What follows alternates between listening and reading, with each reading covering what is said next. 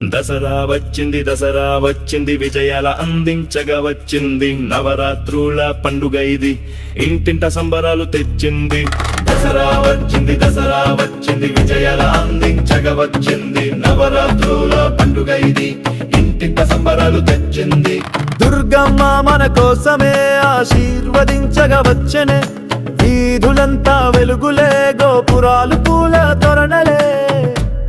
మరి ఎందుకు లేటు